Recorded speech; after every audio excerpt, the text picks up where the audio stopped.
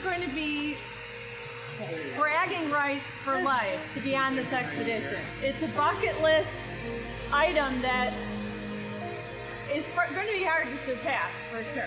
I feel like I'm already on another planet, but I'm just in the suit. It feels pretty amazing. You can imagine walking onto and getting settled onto a ship and thinking that you were about ready to take off. Going on a Space Angels expedition. Welcome to the Space Angels Podcast, Ep.05, Inside Expedition 17. I'm your host, Chad Anderson, CEO of Space Angels, the world's leading source of capital for early-stage space ventures. The purpose of this podcast is to provide angel investors with the context and information necessary to understand the real risks and opportunities in this dynamic, new entrepreneurial space age. So this is going to be a really fun departure from the format of our previous episodes. Today we're going to give you an inside look, or I should say listen, into our recent expedition, where a group of Space Angels members toured the most prominent space sites in Houston. So what is a Space Angels expedition? Well, every year Space Angels hosts an event where a limited group of 20 of our most active investor members come together for an inside, first-hand look at the nascent private space industry. In past years, we've traveled to space industry hotbeds, San Francisco, Seattle, and Southern California. You can see photo and video highlights and learn more about our past events on our website.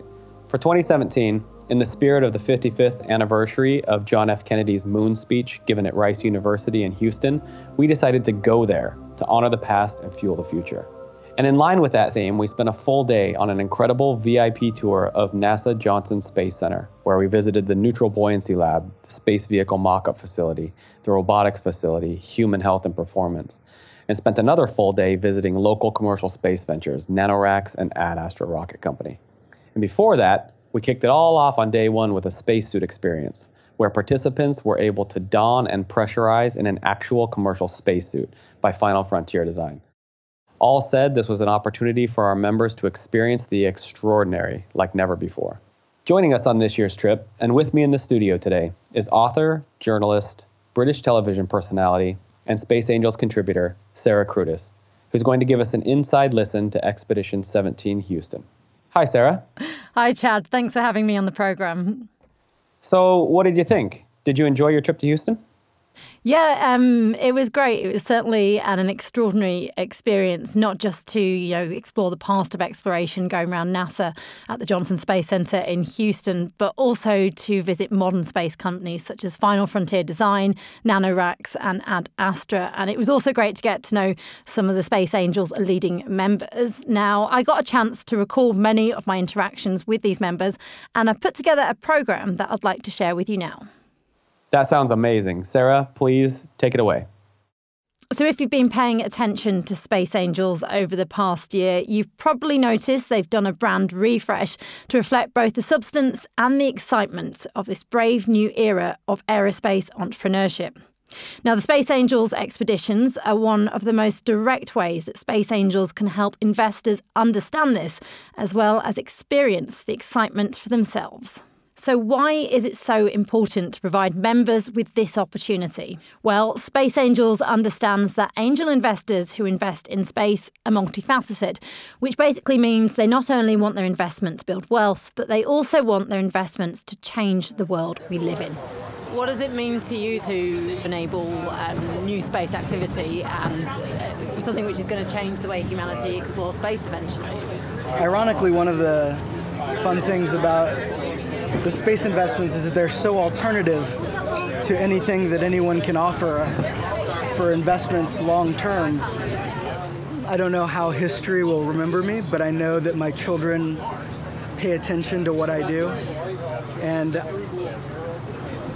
without them really knowing why I'm doing all of this, the inspiration to continue with science, the inspiration to take humanity and take it the next step, another generation, even if it isn't the family business.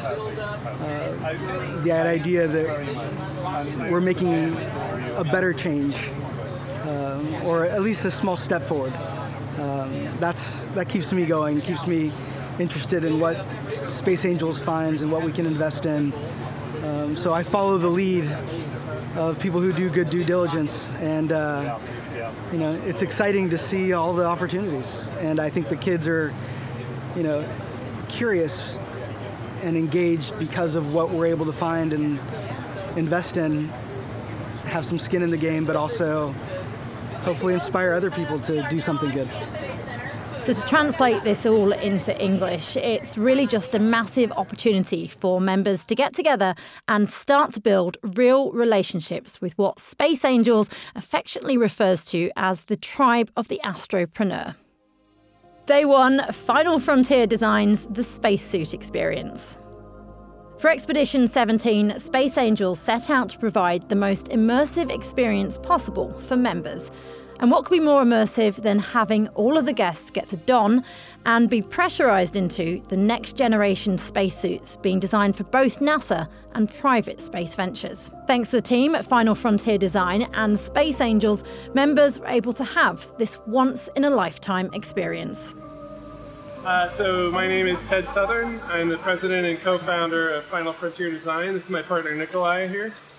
And today we are setting a record, a FFD record, by putting 17 people into 2 launch and re-entry suits over the course of the afternoon. So this is a launch and re-entry spacesuit designed for the commercial space market. And one of the things we're trying to show here is how adaptable the suit is to a bunch of different body types. There's 13 individual sizing points on the suit, and we are able to accommodate a huge size range between 5'2" and 6'6". And there's obviously a fair amount of adjustment, but we can do that within 5 minutes or so for each individual person. I need to be keeping doing this. Sure. To check myself. Yeah, no problem. So I can get out. Yeah, I get it. So, Final Frontier Design was founded in 2010 on the winnings of NASA's Astronaut Glove Challenge, with the goal of developing safety garments to enable next-generation spaceflight. True astropreneurs, this Brooklyn-based team consists of a costume designer and a former engineer from the Soviet space program. I graduated Moscow Aviation Institute in 1986 and started to work for a spacesuit company in Russia. There's only one company in Russia that provides all spacesuits, and I have 4 patents for spacesuits. I have a lot of publications. I left company in 2006 in position together with Ted won astronaut glove challenge competition, NASA. We got a check, $100,000, and we found Final Frontier Design, got green card as outstanding scientist, and we have a few contracts with NASA. Being pressurised into a spacesuit is serious business, and all of us had to sign waivers to be able to participate. Essentially, this pressure comes from pumping air into the spacesuit to keep astronauts' insides from expanding into the vacuum of space if the crew cabin were to, for some reason, depressurise. So what are you doing now? So there's some buckles here. These are restraint buckles. We have to open these up when you're putting on the suit. But once the suit starts pressurizing, we want all the loads to go to the buckles rather than on the fabric. So how long does it normally take to get the average person into a suit then? Less than 10 minutes, more like 5 minutes. That's incredible. Yeah. So do you think if people had to wear spacesuits and space tourism, you'd have less people wanting to go into space? I think you'd have more people wanting to go to space because A, they'd be much safer, and B, they'd look a lot cooler, and C, you would get added benefit and value for the dollar from the training process. I think this is fun and interesting and people enjoy it. And if you're not doing this, then the $300,000 you're spending is going to go in 45 minutes on flight. Whereas if you have a whole training procedure, I think you feel a lot more like an astronaut. It was a pretty amazing experience to see 20 adult Space Angels members getting to live out that childhood fantasy of finally getting to play astronauts. Oh, okay. This is going to be bragging rights for life, I think, to be on this expedition, for sure. It's a bucket list item that is going to be hard to surpass, for sure. We're totally excited about it. I feel like I'm already on another planet, but I'm just in the suit. How did that happen? That's so funny. I don't even have all the air in the suit yet. How was it? They're loving this. I mean, I was super excited, and I was worried that, we're here for a long time. Everybody's trying it on. It was going to take a few hours, but everybody's into it. I mean, we've been doing it now for like 3 hours, but everybody's still into it. It's fun. It's fun to like put a new person in to see their reaction. Do they pressurize? Do they not? Are they claustrophobic? Are they not? Do they jump around and do push-ups? You know, do they... Because Final Frontier Design, the company, is actually getting a lot of good data out of this. Their suits are made, as they said in the beginning, to be refitted, right? So to put it on and right-size it for your suit by pulling these cables here, tightening this up, loosening this up. And so they get, 17 different body types.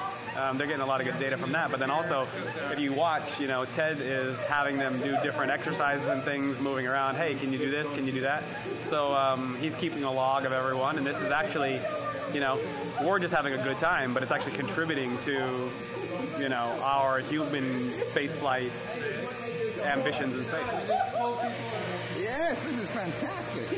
I feel as if I'm hitting a bit at the top of the earth though here, this thing. I don't know. It's still outside. But... It's excellent. Okay.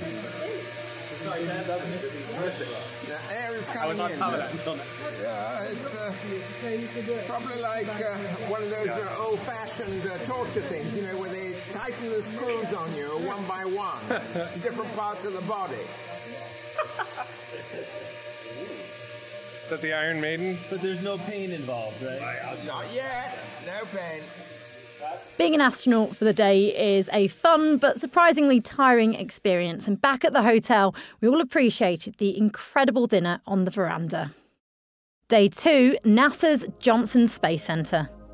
In keeping with Expedition 17's theme, Honour the Past, Fuel the Future, Space Angels planned an entire day for us to take a special behind-the-scenes VIP tour of NASA's Johnson Space Center. We were led on this tour by senior NASA personnel, including directors and deputy directors. This was an action-packed day which spanned from breakfast to dinner, with a marathon of NASA site visits in between. First up was a visit to the Neutral Buoyancy Lab, which is basically a gigantic facility where there's an underwater mock-up of the International Space Station and where all astronauts train for extravehicular activities, also known as EVAs. So Lane, this is absolutely incredible. Is this the largest pool in the world? I think by volume it may be, because it's 40 foot deep, but there are others with a larger surface area. And in terms of what we can see just here, can you talk us through what there is to see here and what the astronauts train with? So basically the entire pool is filled with the International Space Station, or at least a portion of it, probably about 40 or 50% of it, because the space station is much longer than 202 foot, which is the length of this pool. Over on this side, it may be hard to see. There's 3 truss segments starting right here all the way to the end. The International Space Station has about 8 truss segments on it. Actually, it would be an odd number, 9 truss segments. So we only have 3 mocked up here because that's all the pool holds. We have some random truss segments on the International Space Station placed around various other locations just because we need them for training, but they don't fit where they would normally go on the International Space Station. And in terms of training days, how long will astronauts actually spend in the water on any given day? So our tests are 6-hour tests. They usually get their head underwater about 9 o'clock in the morning and they come up at 3 p.m. And they don't get lunch during this time. Big breakfast. Yeah. And for a planned EVA, a task that they're going to do on orbit, they will do it here roughly 5 to 7 times the length of the EVA up there. So if it was a 6-hour EVA on orbit, they would be in here 5 or 6 times that.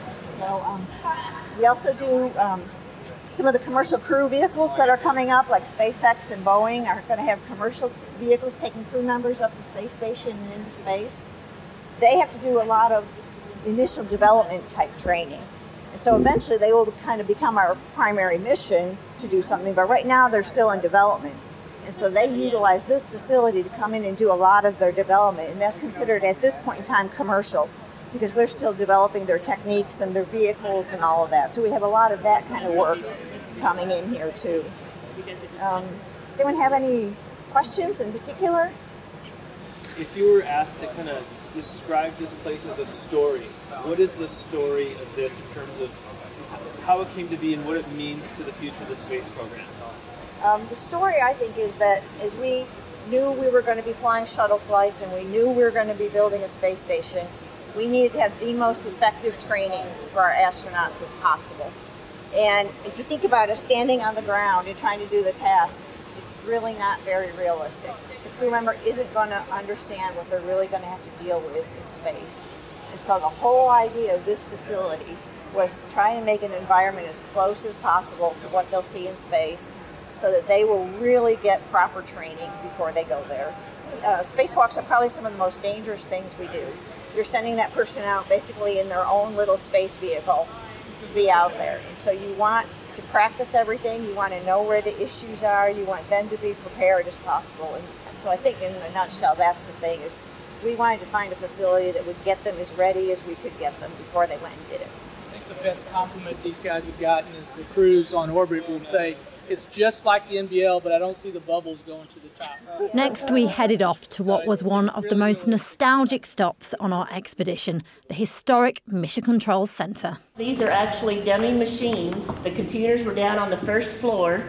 And if you go up the stairs and you look at the consoles, you can see the monitors. They're black and white, text-only displays. They're the old cathode ray tubes. You'll notice those silver handles. There's screws there that you could unscrew that and pull those handles and pull those CRTs out and change them because they burnt out quite often. The buttons, all of those buttons are hardwired to mainframes down on the first floor. So these floors are false. That's where all the wiring is. You'll also notice when you go up, there's some pneumatic tubes, just like they have at the banks. And that's how the people that sit in the front room communicate with the people that sit in their back rooms supporting them. So for everybody that sits in mission control, you have a multi-purpose support room that could consist of anywhere from 2 to 10 people, and they are there as a team to work any issues. And so they use the pneumatic tubes to send notes back and forth. It was also a good thing if you were hungry, they could send you some cookies or donuts or bagel or something like that. Obviously, they also played pranks in it, sending other things. But this room, again, we started in June 1965, and we used it up until 1992. And it is a historic landmark. In fact, the whole building is a landmark. This room in particular, though, because the Apollo 11 mission was controlled from here. Not only were we lucky enough to tour the facilities that controlled the Apollo missions to the moon, but we also visited the ISS Flight Control Center, where they're looking after the space station today. If that wasn't enough, our host was none other than Courtney McMillan, who's a NASA flight director. So good morning and welcome to my house. This is the International Space Station Flight Control Room, Figure 1. It used to look exactly like the room you were just in upstairs. And it's been upgraded a few times over the years. This was for space station. It was originally outfitted for science teams. And then in 2006, the flight control team outgrew a different room in the building. So we upgraded it to fit the space station flight control team as it had grown over the years. And we also last year just went through another upgrade. So this room has been refreshed several times as the technology has developed and as our needs have evolved. We are in the middle of a workday, toward the end of a workday. We're coming up on a planning conference at the end of the day with the crew. We have a planning conference with the crew every morning and every evening to update them on anything that has changed in the last little while, catch up with any questions we have for them on what happened during the day, or let them ask questions of the teams on the ground that didn't fit into whatever they were doing during the day. Before that, we will have a lengthy conference, about an hour long, with the USOS crew members, the NASA crew members, and our ESA crew member, Paolo Nespoli, to talk about the EVA tomorrow, make sure they understand the procedures, and have a really detailed conversation about what the objectives are for that. That's going to be a very busy day tomorrow. The crew starts really early.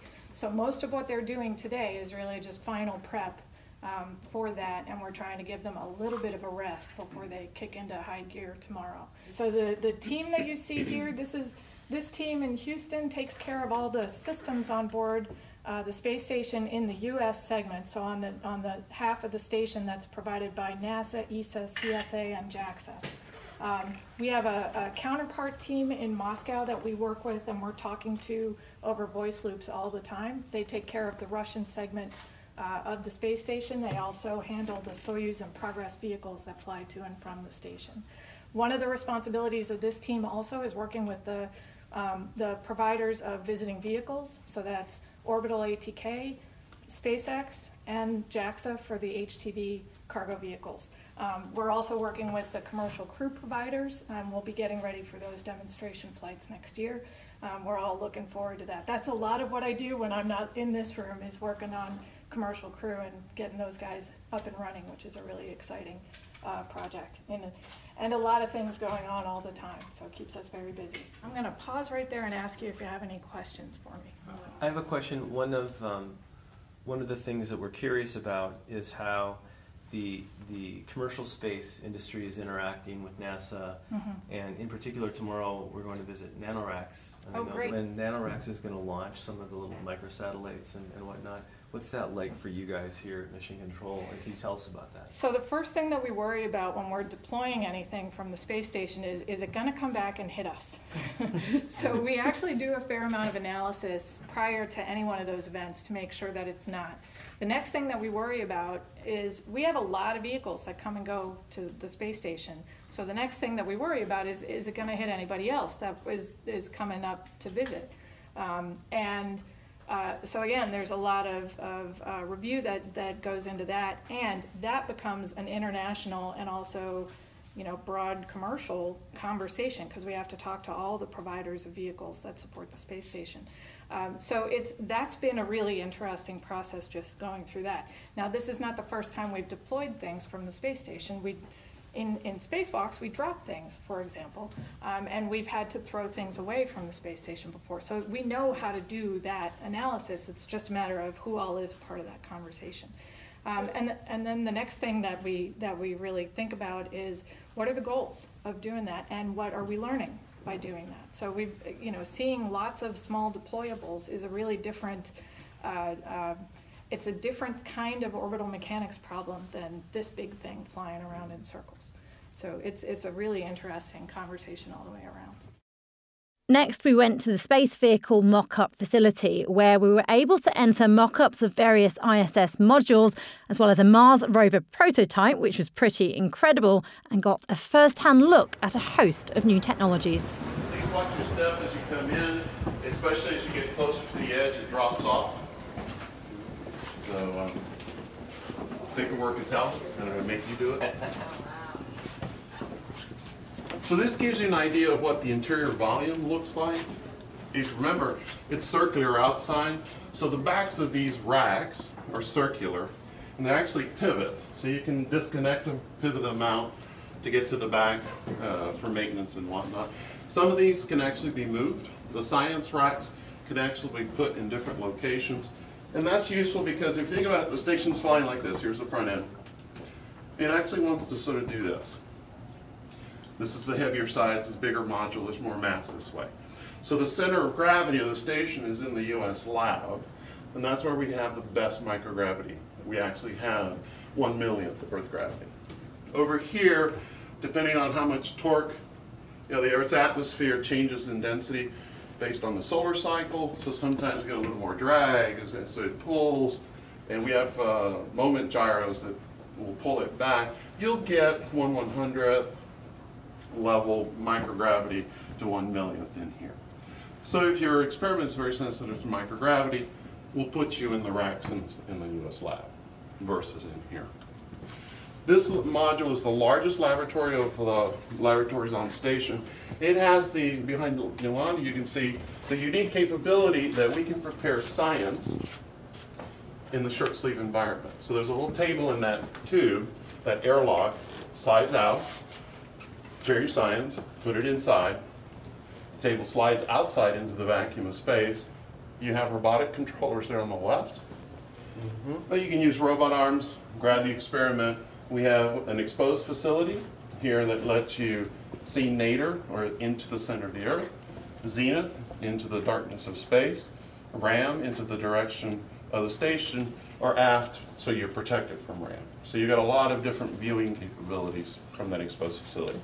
We can also hand off to the larger arm, and the larger arm can then put the experiment along the length of the truss work of this. After lunch, we went to the Robotics Facility where we had the pretty incredible opportunity to meet and shake the hand of Robonaut, which is a robotic astronaut helper, as well as experience wearable technology.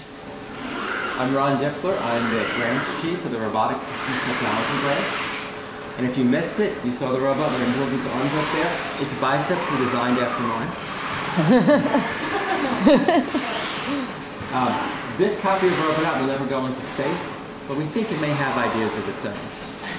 So back in 2011, we actually sent a copy of this robot onto the space station. If you look at the poster right back there, you'll see the space station crew from STS-133 that took Robonaut 1's upper body into space.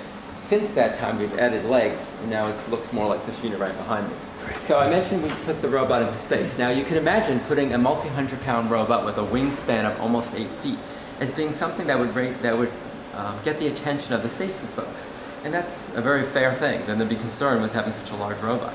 We, of course, were very concerned that the crew we wanted the crew to be very comfortable around the robot.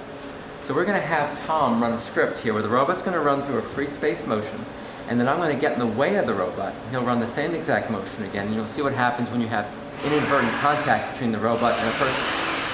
We affectionately refer to this demonstration as the Hit Ron demo, and I'm Ron.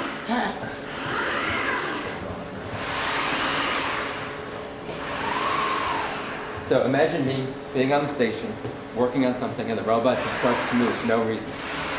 It interacts with you in a very comfortable way. Not only does it have a nice soft skin, which makes for a comfortable interaction, we also only give the robot the command to give enough force or torque to perform its task. So then when it runs into something, it just stops because it doesn't have enough torque to go beyond it. I'm going to go up to the robot and just shake its hand, and it will realize that I want to shake hands. It will close its hand, help me perform the shake with me, and then look at the camera to have its picture taken. This is a way in which we're giving the robot the ability to interpret stimuli from the environment. And we're going to give all of you a chance to do the same thing. We'll send you the picture. So please do what I did, and remember to look at the camera person. Amy's going to take your picture here. The robot will always remember to look at the camera person. People sometimes forget. Shake hands and then look at Amy.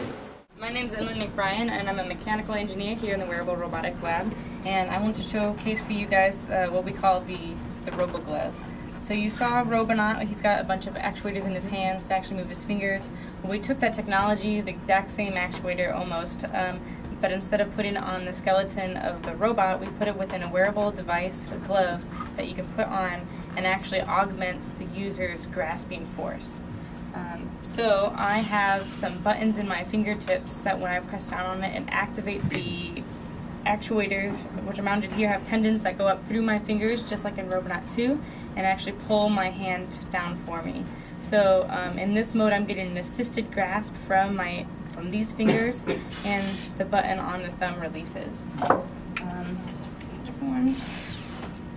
In this one, I've got an assisted grasp on my lower fingers, but my index is still free because I think one of the worst things that people get kind of worried about when they say robotics helping you and controlling you is that you lose control. But in this demo or this demonstration, I still have full control of the drill. The glove is just like an added tool to help me hold the drill. So if I've got something that's really cumbersome and hard to hold, I can have the glove take over that task, and I could focus then on how I use the tool, getting it in the right position and using it. And again, the button on the thumb kind of releases that. I have another mode here where if you apply just a little bit of pressure, just a little bit of pressure on the fingertips, the glove will take over. And with these three actuators mounted up to my fingers, it actually provides about 10 to 15 pounds of grasp assistance on top of my own grasp.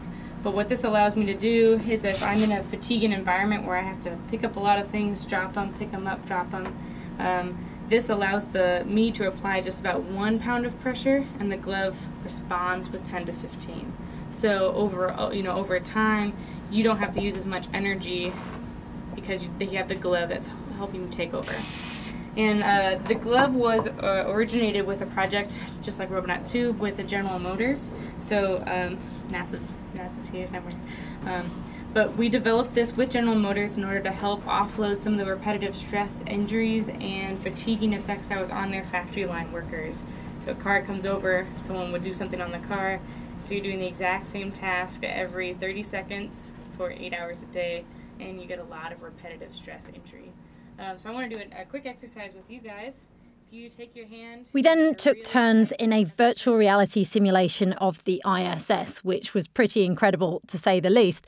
Now, while VR hardware is becoming more common in the marketplace, we were able to interact with an advanced version of this technology, as well as the people behind it. So, hello. Welcome to the Virtual Reality Lab. We have been working to provide support for astronaut training since the 1990s, early 90s. And the beginning of this was we were actually created to build a graphic engine to provide shuttle support for the shuttle space program. And our first mission was to fix the Hubble Space Telescope. And at the time, we built the graphics and simulation to actually go ahead and fix the Hubble. And we did it, and since then we were funded to provide virtual reality for NASA Johnson Space Center, and we have been doing that since then. So VR is pretty, old for us. We have used it for that long. Now, the graphics that you see here and the graphic engine behind it was built since then here at JSC. The same with the helmets, we build them in-house and we modify it accordingly to our needs to train astronauts. These graphics that you see here in the space station has been built throughout the years, 17 years that the station has been, built. During that time, we were adding components or places. Or, really, really amazing. It'll be good to see all the components built. So the experiments run tangent, right? Anybody else? The feedback on the experiment. Do you want to get in? You want to get in? You want to get in? Two more. Go. It's ready. What do you think that Yes. This is not just to take pictures. Unbelievably, this wasn't the last stop on our visit to NASA. Our last facility tour was of the Human Health and Performance Lab, where they work on everything related to the health of astronauts in space, as well as using that technology and research to benefit us back here on Earth. This is one of NASA's newest facilities, and most of us were pretty impressed by the calibre of work and the people we encountered there. Feel free to come on in so you can see the screens. That's kind of where the fun stuff is.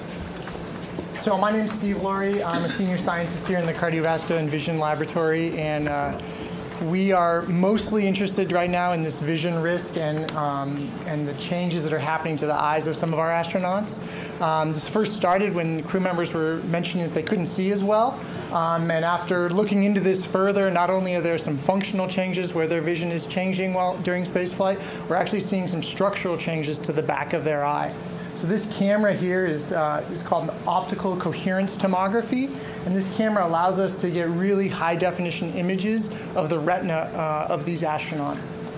This camera's been modified for us specifically, so it's on this arm that allows us to turn it upside down so we can bring crew members in before they fly. We can put them on a tilt table and put them in a head-down position, which simulates this headward fluid shift that occurs during weightlessness in space. And then we can image what's happening to their eye here on the ground before they leave. We have the same camera up on the International Space Station right now, and we can send these images up there. And one of the things that's really unique about this camera... It's always fun bringing in a bunch of people into the microbiology lab, because most people are kind of looking at me going, microbiology? Why do y'all do microbiology at NASA? Because that's not usually what we normally associate with what goes on. And here in the microbiology laboratory, our main goal is the protection of crew health. And when you start thinking about protecting from infectious disease, contamination, allergic events, that's the kind of things we do here. And I'm not going to go into a great deal of detail, but if y'all have any questions, let us know. We'll get the information back to you. But if you take a look at what we do, a lot of what we do is monitoring. We monitor the vehicles themselves, air, surfaces, potable water. We monitor spaceflight foods that go up. And we also know that while we'd love to be the smartest people in the world, we realize we don't know everything. And so we also do a lot of research, trying to figure out how to report this. As Mark pointed out, the stuff that we're doing up there right now to monitor the environment is culture-based. So we get an idea about how many there are, but we have no idea what they are until we get them back on the ground to this lab to test them. It's really important to know what it is, because when you drink water, every time you drink water, you're drinking bacteria. Those bacteria hurt you. If you drink one of the wrong kind, you can have a really bad day and night and maybe a few days. So, so it's really important to know what it is. So I'm really proud of this lab. We are we have a lot of great technology in here. We have a traditional DNA sequencer right over there. It's kind of the big guy in the corner. So for that one, you need pure DNA from one type of cell. So, and then have you guys heard of the term microbiome of this, the microbiome of that? This instrument right here, you can do the microbiome. I can take a sample from all of you, me, the environment, put it on here. It's going to tell me all the bacteria that are in each one of those samples.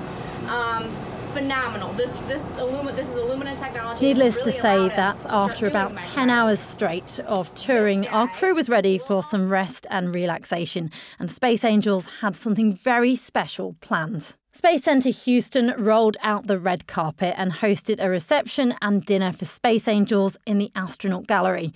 We were surrounded by historic spacesuits, artifacts, and the actual Apollo 11 command module. It was after hours, so we literally had the entire space to ourselves. So how was the day, Chad? It was awesome. Everyone's super happy.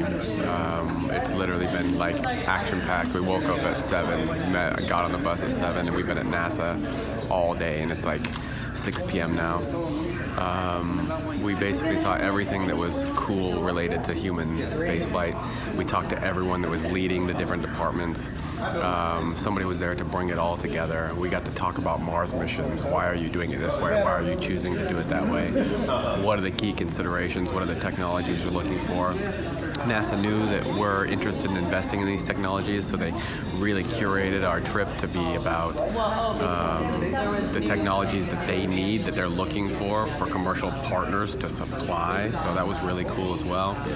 And this wasn't like the run-of-the-mill, you don't pay to get this NASA tour. I mean, they really rolled out the red carpet. Again, you talk about what's happening in commercial space and why that's so exciting, but it's the government that seeded these initial ideas before there was a commercial market, and they've played an incredibly important role in all of that.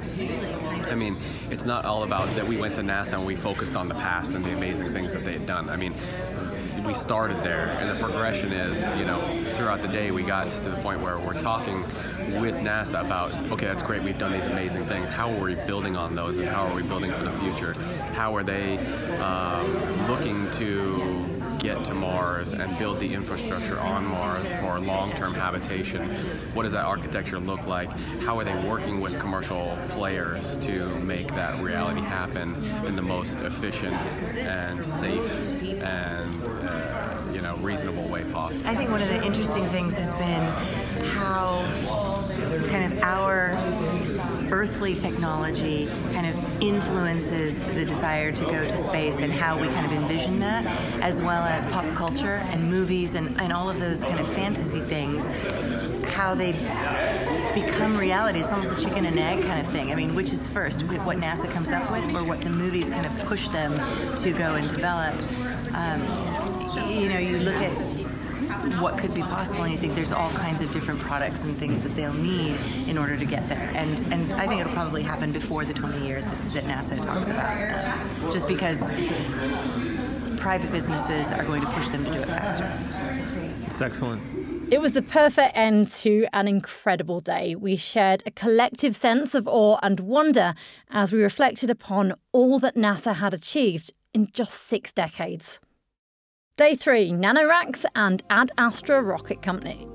Our final day kicked off with a very special guest during a private breakfast and daily brief. Eric Berger is also, like me, a space journalist, and he stopped by to speak to the group and discuss the past, present and future of the space industry. Where do you see that? I think that, so I'll go back to something that Jeff Grayson told me a long time ago, who, despite X-Corps' failures, someone I respect tremendously. He basically said, once we get low-cost access to space, the question doesn't become, what's the one thing we do when we're there? It's what are the many things we do when we're there? And for so long, the key problem has been the cost of rocket launch and spacecraft. And I think that's the problem Bezos and Musk focused on, was solving that problem. Because if it's just NASA launching a rocket once a year, we're not doing anything. A Mars mission is 6 to 8 SLS launches. I mean, give me a break. How are we doing that? A launch, $2 billion a launch, something? If you factor in the sunk costs, it's $3 to $4 billion a launch. I mean, it's an unbelievable amount of money. And there's no public support for that kind of expenditure. It could be as we get those launch costs down with New Glenn and ITS or Falcon Heavy, fully reusable. Falcon 9 even. Block 5, Falcon 9, if that really works like they say it will. So launch costs come down, and pretty much the entire NASA plan gets shoved aside, and private industry does what they want to do, because they'll be able to do it at far less now, cost. NASA, they play a key role in planetary exploration, and their missions to asteroids, the Psyche mission being one of them, the Trojan mission being another one. They are sort of they will do a lot of the groundbreaking science, and I think that they would be willing partners in commercial enterprises as sort of you have prospecting missions go out. NASA would want to be a part of that because scientists, there's a lot for them to learn too in those missions. And so, yeah, but to add to my friend's point, in other words, as long as these two guys. After breakfast, it was back on that tour bus as we headed off to NanoRacks. NanoRacks is the world's leading provider of commercial space station services and has helped usher in a new chapter of the space frontier. They have the customers, they're launching the satellites, they're installing the first commercial airlock, and now they're developing their own commercial space station. This is truly a business that is out of this world and pushing boundaries. Mike Lewis, NanoRacks CTO, and Rich Pornell, Senior VP of Business Development, gave us a personal tour of their satellite prep and staging facilities, as well as answering some of our many questions. All right, so we've made it to the first of many awkward hallways, and this is kind of a good spot to talk about what we do. NanoRacks is primarily a payload and space service provider. We put people's stuff in space. We started off building a platform that would take science experiments about this big. The story goes, we were about 2008, 2009, the completion of the space station was approaching, and NASA said, "Oh, what are we going to do with this thing?" So they shifted gears and said, "Well, let's try to use it. Let's see who wants to use it." And we jumped right on it. Jeff and Mike Johnson jumped on this thing and said, "Okay, we'll do it. We don't know what, but we'll do something." They kind of figured out the market and said, "Okay, we'll put a platform up there that you can fly little experiments to," and that's the NanoRack was invented. We call these modules now, but that's kind of the genesis. We see a lot of, still today, we see a lot of really cool experiments that are flown up in this form factor. And we have a number of facilities that host things like this. We've since expanded to other areas of space utilization. Most recently, a big jump has been in the satellite deployment field, which we'll show you some of that, but primarily it's been CubeSats, which are also about this big. On the wall up here, we have a picture of our first CubeSat we flew. This was from the University of Hanoi. It's a Vietnamese satellite. This guy, the PI, called us, kind of cold call, said, "Hey, I hear you can deploy stuff off the space station." And in true NanoRacks fashion, we said, "Of course you can. Yeah, we'll definitely do that." And then we had to figure out how to do it. We got this together, figured out the NASA system, found a way to get it out, and we actually have kind of an iconic picture in our history that shows the deployment of this. When that happened, right away we got two questions from just about everybody. One, is this picture real? Because it's a little weird. Pictures in space don't have the same light refraction and stuff. And then two, how do I do it? So I will say this is that we did do, when we did the first CubeSat, we lost our shirts on the deal. But we said, great, we're in the CubeSat business, and we did something that I think is probably the first time in the history of commercial space business plans, and that is we completely underestimated the market. We put in the business plan that we would launch 5 CubeSats in the first year, and we ended up doing 60 in the first year. So it led us to build more infrastructure. So if you come this way, see Koichi Wakata, he's at the time an astronaut, now the current head of JAXA, installing what we had to build in reaction to that market. This is our CSD, the NanoRacks CubeSat deployers. And as you can tell, instead of just deploying 1 or 2 of these little guys, it has 48U capacity. So it can do up to 48 satellites. Typically ends up being around 16 or so. They make them bigger. But I'll show you a picture of the other deployer. So you think that Jeff and I have in common of when we built sort of the businesses that we both worked in the restaurant business. You know, I worked in college and he grew up in the business, and we very much tried to apply the same type of stuff you learn in retail to this business, just from a sales perspective of the amount of business that we've picked up, because to this day, if you send an email to info@nanoracks.com, Jeff reads them. And the amount of business that we get because we're the first to respond, you know, is very much a big part of that. And that's what you learn in the restaurant business, right? Somebody comes in, give them water, give them menu, sit them down, you know, get the process started. Yeah. Take the order. Exactly. Take the order. Exactly. They're just dying to take your money, you know. And so we've tried to very much, that's how we've really very much tried to build this business. Is a lot of people in the past, when they were looking to do stuff on the space station, the model was go get the government to pay for a bunch of hardware, build the hardware, and then try and sell the hardware to someone else. But you built that hardware for NASA, and you know no one wants to pay the $20 million NASA gave you to build that hardware to go do it for something else. So instead, what we did is we said, look, you have the space station, companies can access it, they can use it. We will pay to build our own hardware. We'll put our own capital up. You don't have to give us a contract. And so that's what we did with the NanoLabs. And so the first, part that the first investors we joke is it was Visa and MasterCard. And so we bought a computer that we outfitted with 16 USB ports, and then all of those little labs connect to it, and we had it built and flown all for, you know, tens of thousands of dollars for the first set of hardware. And we've really followed that model ever since. Of lots of people are building rockets, right? Lots of people are building ways to go to space, but let's focus on what's already there and using that as much as possible. And so I always joke, you know, I'm the youngest of 5 kids, and so the idea of letting leftovers go to waste is a shame. And it's the same thing here with the space station. If we had the space station, they built it, people weren't using it because the nominal process to get a payload ready for the space station through NASA, and this is not a knock on NASA, it's just the way that they operate, is 3 years. We have flown, in the 6 years of this company, 600 payloads.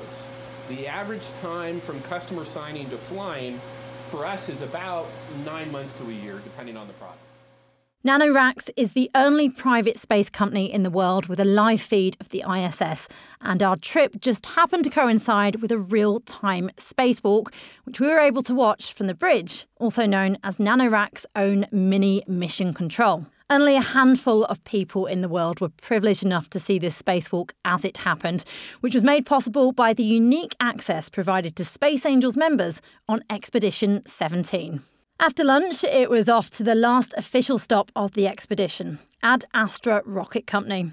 While NanoRacks is focused on low Earth orbit, Ad Astra is focused on getting us through deep space faster than ever before, to destinations humans have only dreamed of going. Led by the record-holding NASA astronaut Dr. Franklin Chang-Diaz, who also happens to be a physicist, Ad Astra Rocket Company is developing advanced plasma rocket propulsion based on nuclear fusion research.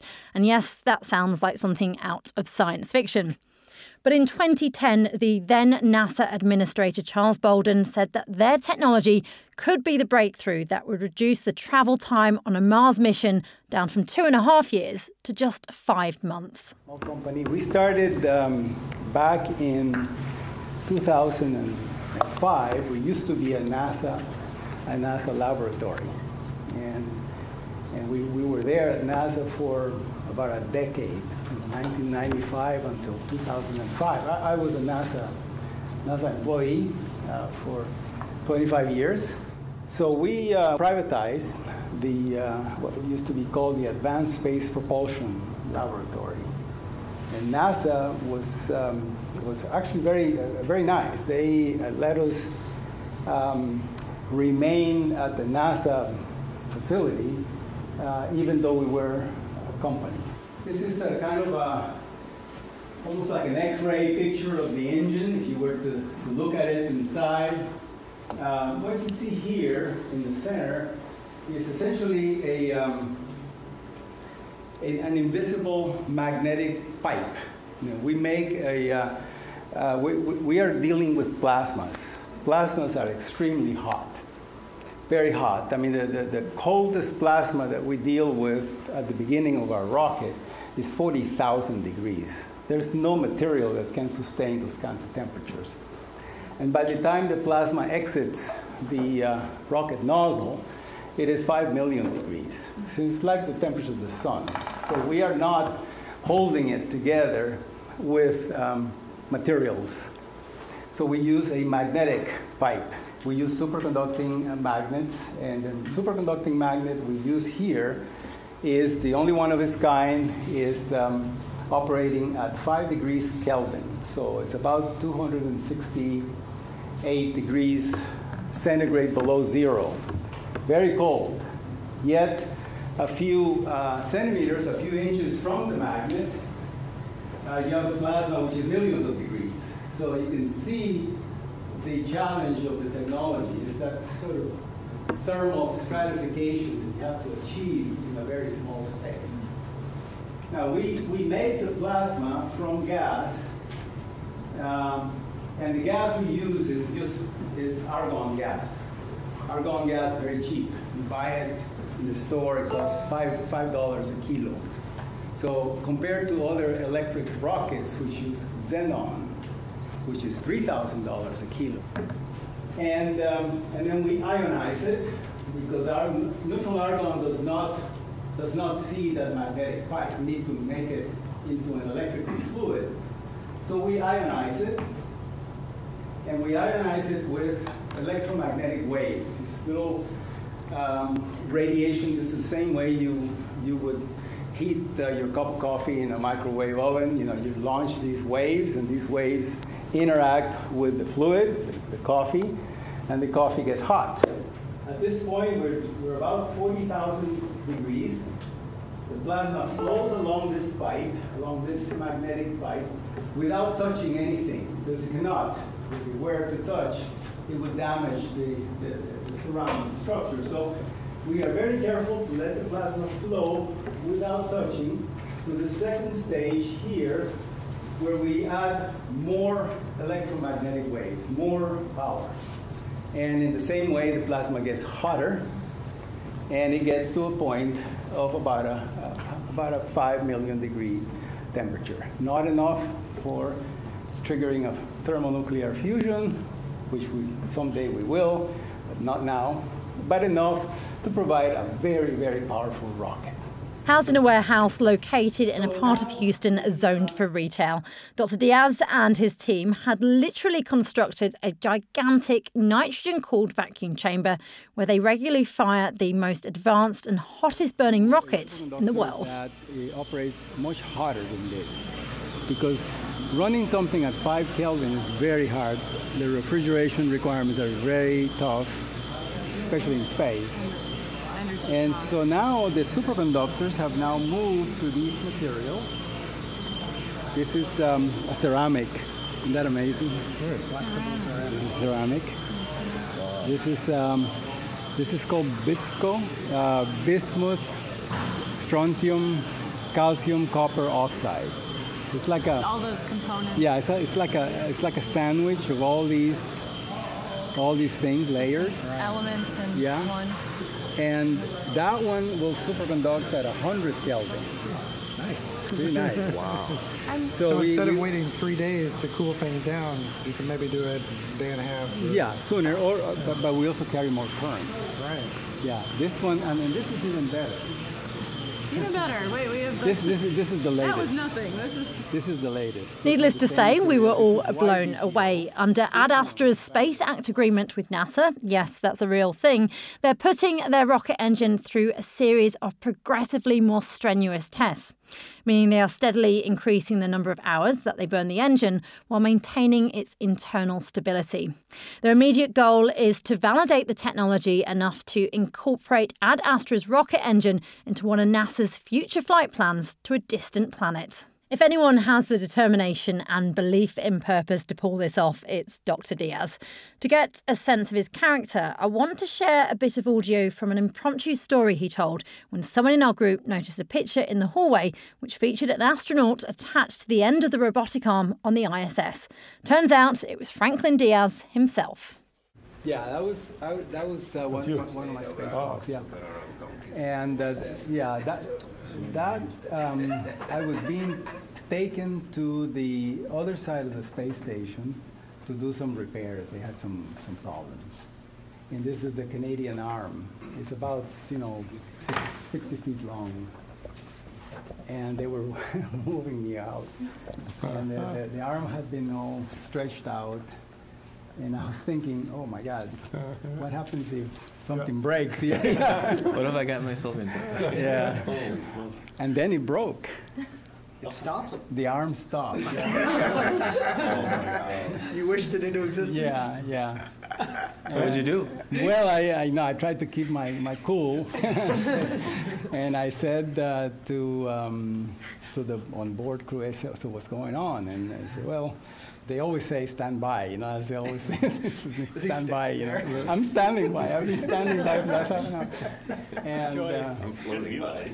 So they had a software glitch on the arm, and they had to reboot it. They had to reboot the whole thing. Try shutting it off and on. Yeah, they had to reboot it. Unplug it for 30 seconds, plug it back in. Turn it on, turn it off, turn it off, and turn it on. Canadians.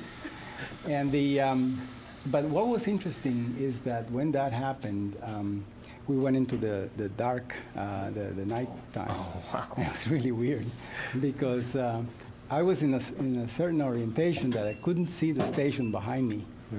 And we were flying over the Pacific and no lights. It was covered. And it was just completely dark, and all I could see just stars everywhere. And I thought everybody left.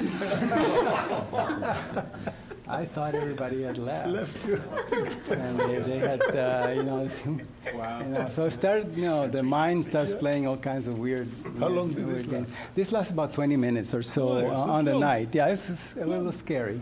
Wow. And but you kind of start concentrating on what you're supposed to be doing, and I'm sure they have a life keep ring your that cool. they can.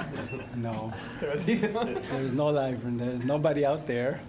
No, we do have here, and in the side, we have little jets, so that if we were to become loose, we can fly to some extent, only about maybe 10, 15 minutes of propulsion. So you're the real life George Clooney. Well, it was a completely full 3 days, but we got to experience not just where we've come from in terms of space exploration and those pioneers that led the way, but also where we're heading and the value in terms of private industry and investment, which is really helping to drive forward and shape these new commercial space ventures. We all experienced something truly extraordinary, an opportunity to honour the past and fuel the future, something none of us will soon forget. Thank you, Sarah. That was great. I'm so glad you were able to join us this year. It certainly wouldn't have been as extraordinary without you. Thanks for having me, Chad. It was an incredible experience. It truly excites me where we're going and the role that Space Angels is playing in inspiring investors to actually invest in this new frontier, this new industry. So it was great to see, and I can't wait for next year. I have to say it on the record, Space Angels Expedition 17, Houston, was fantastic.